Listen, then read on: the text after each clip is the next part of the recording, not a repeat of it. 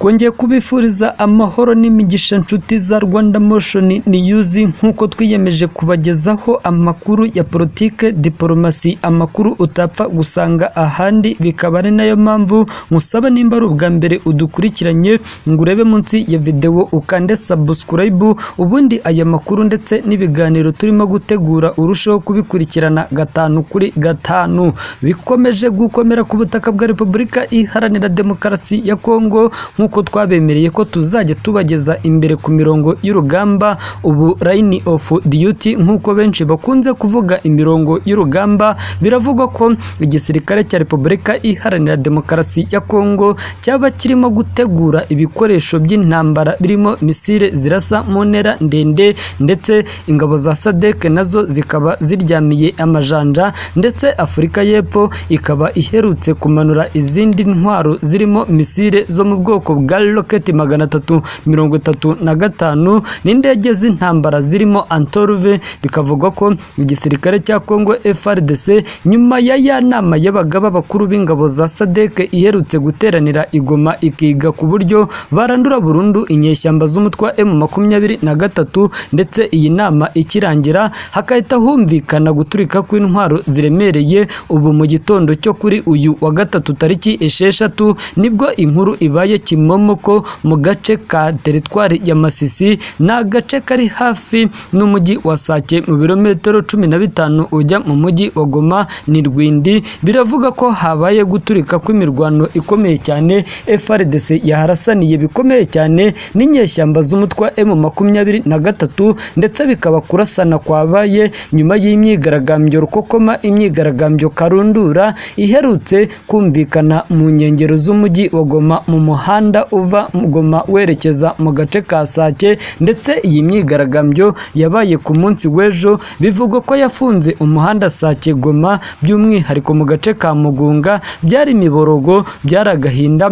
Abigaragambyaga basabaga ko habagomba kurekera kwicwa kw'abaturage bavuga ururimi rw'Ikinyarwanda, ndetse hagomba guhagarikwa jenoside irimo irakorwa n'igisirikare cya Kongo FARDC ndetse n'imitwe ya Wazalendo. Abigaragambyaga bagaragaje agahinda gakomeye cyane, dore ko amwe mu magambo batangazaga bavuze ko batagomba kwicwa n'inzara ngo bashyireho n'inzara y'amasasu, bityo ko Perezida Tshisekedi agomba guhagarika ibingibi, bitaba ibyo ngibyo bakigaragambya paka bageze i Kinshasa. Iyi myigaragambyo bivuga ko irimo abaturage bavanywe mu byabo n'imirwano ikomeye cyane hagati ya FARDC ndetse n'izi nyeshyamba z'umutwe wa M23, ndetse aba baturage abandi bakaba ari abaturutse mu bice bitandukanye, by'umwihariko muri uyu mujyi wa Goma barimo baragaragaza ihohoterwa barimo gukorerwa, by'umwihariko ngo rigakorwa na bamwe mu basirikare ba FARDC. Bivugwa ko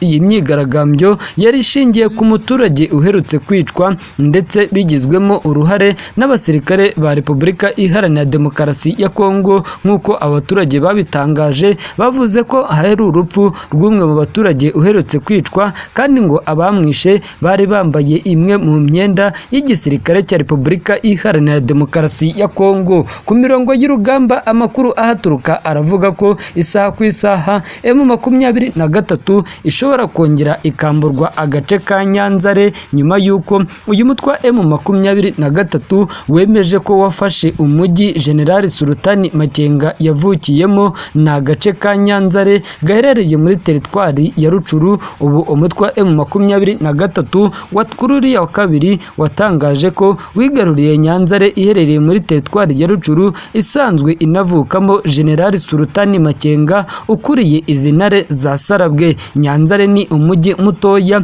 uherereye muri teritwari ya Rucuru, byibura bivugwa ko uherereye mu birometero 130 ugana mu majyaruguru y'umujyi wa Goma. Kuva ku wa mbere w'icyumweru iki cyumweru nibwo imirwano karundura, imirwano ikomeye cyane yongeye gusakiranisha FARDC n'abambari bayo barasa M23 ku mugoroba wo kuwa mbere. Byavugwaga ko M23 yigaruriye Nyanzare ndetse n'uduce twa Kinsiro, Mabenga two muri teritwari ya Masisi, ariko uyu mutwe ntiwemeza aya makuru ko utugenzura. Ku mugoroba wo kuwa kabiri tariki 5 Werurwe nibwo M23 biciye muri Liyetona Liyetona Wiringoma uvugira M23 mu rwego rwa gisirikare bavuze ko bigaruriye umujyi wa Nyanzare wari umaze igihe uberamo imirwano ikomeye cyane. Yatangaje ati intare za Sarabwe ziraganje ku butaka bw'abasekuru bazo, Nyanzare irahumeka ituze no gutabarwa n'abahungu bayo bikwije biteguye kubarwanira igihe icyo ari cyo cyose. M23 yatangaje ko yigaruriye turiya duce dushya nyuma y'iminsi mikeya abagaba bakuru b'ingabo z'ibihugu bafite abasirikare muri RDC bahuriye mu nama yabereye i Goma mu rwego rwo kurebera hamwe uburyo bakomeza guhuza imbaraga kugira ngo batsimbure burundu umutwe wa M23. Nubwo bimeze gutyo kandi abakurikirana hafi iby'intambara iri muri Repubulika ya Demokarasi ya Kongo baravuga ko imirwano ishobora gukaza umurego mu minsi iri imbere nyuma y'igihe kirenga ukwezi isumbirije umujyi wa Sake ndetse n'umujyi wa Goma. Amakuru avuga ko M23 yaba ifite gahunda yo kwigarura imijyi yombi Sake ndetse na Goma, ndetse M23 yagiye ihakana ko idafite gahunda yo kuba yafata iyi mijyi.